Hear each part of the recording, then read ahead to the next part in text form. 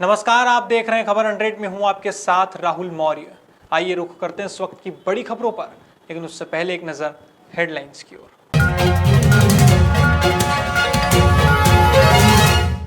उज्जैन में एनएसयूआई के कार्यकर्ताओं ने सौंपा ज्ञापन। 2 सूत्रीय मांगों को लेकर यूनिवर्सिटी को सौंपा ज्ञापन। कांग्रेस नेता मानक अग्रवाल पार्टी से हुए निष्कासित। मानक अग्रवाल ने षड्यंत्र का लगाया आरोप। मध्य प्रदेश में निकाय चुनाव में आरक्षण का विरोध। हाईकोर्ट ने आरक्षण को माना गलत। हाईकोर्ट के फैसले से राजनीति गरमाई। मध्य प्रदेश की विधानसभा में कोरोना की दस्तक। 5 सदस्य व 4 कर्मचारी कोरोना पॉजिटिव। बजट सत्र पर मंडरा रहा कोरोना का खतरा।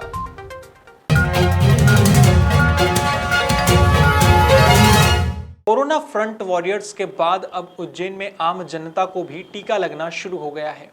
ऐसे में टीकाकरण केंद्र पर मदद के लिए भारतीय जनता पार्टी ने सहायता हेल्प डेस्क की शुरुआत की है। बता दें, इसकी शुरुआत माधवनगर अस्पताल पर टीकाकरण केंद्र से हुई है। इसकी शुरुआत भारतीय जनता पार्टी के वरिष्ठ नेता अनिल जैन कालूहेड़ा ने की है। इस मौके पर उन्होंने कोरोना का टीका भी लगवाया। कोरोना जैसी महामारी की इस आंदोलन में भारत एक विश्व गुरु के रूप में उभर कर सामने आ रहा है। मानवता की सेवा पार्टी का प्रत्येक कार्यकर्ता करे, इसके निमित्त प्रत्येक जहां पर वैक्सीनेशन के सेंटर है वहां पर कार्यकर्ताओं को भी सेंटर बनाने के निर्देश माननीय नरेंद्र मोदी जी ने कहा है कि पार्टी अनेकों काम करती है, परंतु सेवा के कार्य में भी पार्टी के प्रत्येक कार्यकर्ता अपनी भूमिका का में आए। और इस कोरोना महामारी में जिस तरह से लॉकडाउन के समय सभी कार्यकर्ताओं ने सेवा कार्य किया था, और यह भी वैक्सीनेशन के सभी लोगों को लगवाना और उनको पंक्तिबद्ध लेकर के सब काम करवाना, सूचीबद्ध करना। और इसके बाद भी मैं वैक्सीनेशन मेरा भी लग चुका है, और उसके बाद भी मैं ये कहना चाहूँगा कि इसके बाद भी प्रिकॉशन हमको ये है, मास्क लगा करके सदैव रहना चाहिए इस महामारी के समय, ताकि हम वैक्सीनेशन के बाद भी सुरक्षित रह सकें। हाल ही में उज्जैन जिले के तराना में भड़सीभा गांव में लोकार्पण कार्यक्रम हुआ। इस कार्यक्रम के तहत भंवर सिंह राजावत के वेयर हाउस श्री सीता जगन्नाथ का लोकार्पण हुआ। इस मौके पर कार्यक्रम में बीजेपी के इंदौर संभाग के संगठन मंत्री जयपाल सिंह चावड़ा मुख्य अतिथि के रूप में शामिल हुए। इस दौरान उनके साथ कई प्रबुद्ध जन मौजूद रहे। पिछले कई दिनों से कोरोना संक्रमण के मामले लगातार बढ़ रहे हैं। बढ़ते मामलों को देखते हुए उज्जैन जिला प्रशासन कोरोना गाइडलाइन का पालन नहीं करने वालों पर सख्त नजर आ रहा है।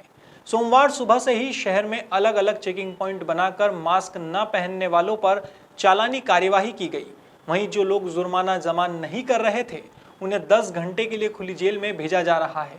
साथ ही बुजुर्गों और महिलाओं को समझाइश दी जा रही है। जो लोग अभी मास्क नहीं पहन रहे हैं हम उन लोगों को रोक रहे हैं, और जो फाइन नहीं दे रहे हैं उनको हम जेल वाहन में भी डाल रहे हैं। खुली जेल का प्रावधान है, खुली जेल में उन्हें 10 घंटे के लिए रख रहे हैं हम लोग, और कुछ लोगों का फाइन भी कर रहे हैं। और कुछ बुजुर्ग वगैरह है जो उन्हें थोड़ा समझाइश देकर भी हम उनको मास्क दिलवा करके हम रवाना भी कर रहे हैं।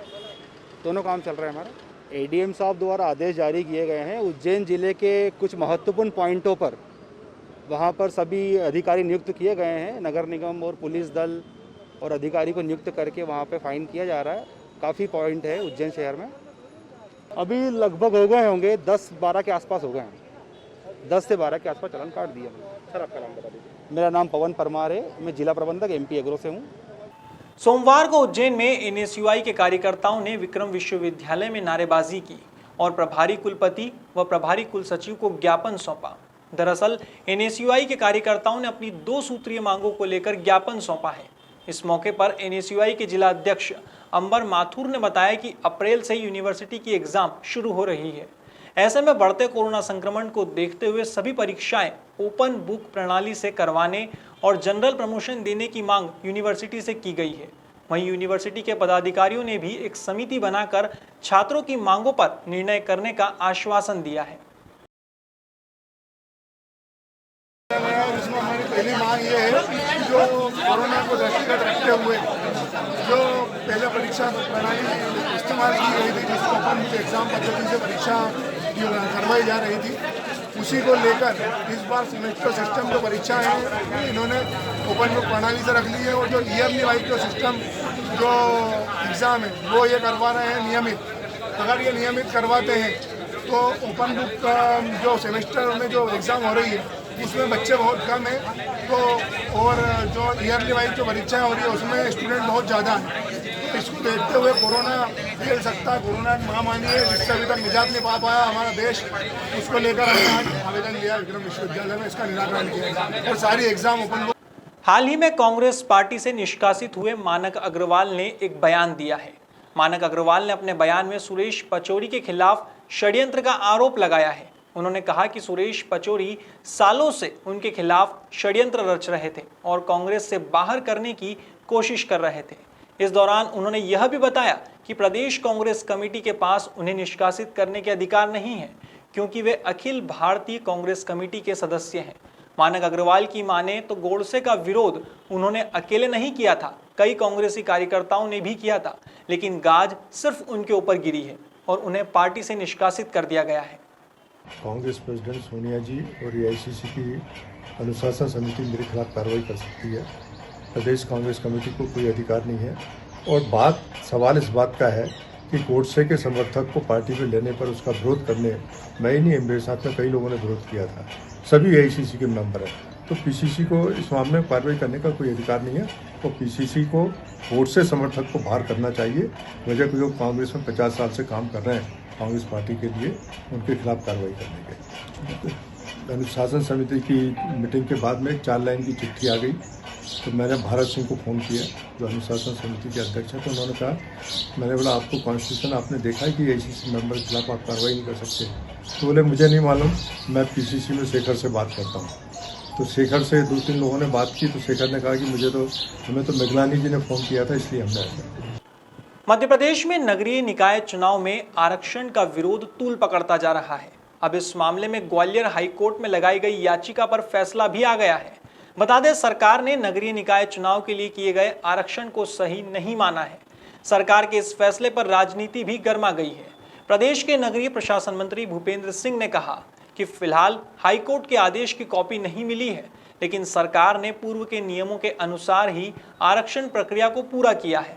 ऐसे में हाईकोर्ट के फैसले के विरुद्ध सुप्रीम कोर्ट में सरकार अपील करेगी। आईसीसी के मेंबर हैं। मेंबर 2 तरह के होते हैं। एक मेंबर होते हैं जो इलेक्टेड होते हैं और एक मेंबर्स होते हैं जो कोऑप्टेड होते हैं, नॉमिनेटेड होते हैं। तो मानक जी जो है कोऑप्टेड मेंबर थे और वो अनुशासन समिति की परिधि में आते हैं। बीजेपी कह रही है कि सत्य बोलने वाले को पार्टी में ऐसे कुचला जा रहा है। ये तो प्रश्न बीजेपी जो है, इसका जवाब तो बीजेपी को देना चाहिए। जब हमारे बिश्नोई जी सवाल उठा रहे थे कि उसका जवाब अभी बीजेपी ने क्या किया, सत्य को उन्होंने कुचला है कि सत्य की मालिश की है, ये बीजेपी बताएगी। मध्य प्रदेश में लगातार बढ़ते कोरोना संक्रमण ने विधानसभा में भी दस्तक दे दी है। इसके चलते विधानसभा के 5 सदस्य और 4 कर्मचारी की कोरोना रिपोर्ट पॉजिटिव आई है। अब ऐसे में विधानसभा के बजट सत्र को अवधि से पहले ही स्थगित करने के कयास लगाए जा रहे हैं। हालांकि विधानसभा अध्यक्ष गिरीश गौतम ने इसे लेकर बताया कि अभी स्थिति पर नजर रखी हुई है। हमारा प्रयास है कि कोरोना संक्रमण से बचाव के साथ विधानसभा की कार्यवाही पूरी की जा सके। वहीं स्थिति कंट्रोल से बाहर हुई तो विधानसभा का बजट सत्र अनिश्चित काल के लिए स्थगित करने पर भी विचार किया जा सकता है। नहीं, मैंने पहले भी कहा है, देखिए जो नया विधायक आया है तो कई बार वो जो अपन लॉटरी डालते हैं, सलाका निकालते हैं, उसमें उनका नाम नहीं आ पाता, या कई बार ऐसा होता है कि 2, 3, 4, 5 प्रश्न जो है हमारे वरिष्ठ विधायकों को लग जाते हैं और वो सब विधानसभा की कार्रवाइयों को अच्छी तरह से परिचित है, तो वो प्रश्न काफ़ी देर तक खिंच जाता है और वो जो प्रथम बार का विधायक उसको अवसर नहीं मिलता। इसलिए मैंने ये तय किया कि आज हर हालत में केवल उन्हीं का 25 प्रश्न होगा। तब वो जो आएंगे, पहला भी आया, दूसरा भी आज 15 तक गया, आज 15 तक गया भी। हमने ये भी कहा कि पॉइंटेड क्वेश्चन पूछना, बाकी सब लिखा, भूमिका सब लिखी हुई है। और मंत्री को भी कहा कि आप सीधे पॉइंटेड उत्तर देना। और 15 विधायकों के प्रश्न आज आए हैं जिनका जवाब मिला उनको, और लगभग ऐसा लगता है कि इससे उनका भी हौसला बढ़ेगा और थोड़ा सा और उनको लगेगा कि हमको। फिलहाल खबरों में इतना ही। देश और दुनिया की तमाम खबरों के लिए देखते रहिए खबर 100, जनता की बुलंद आवाज़।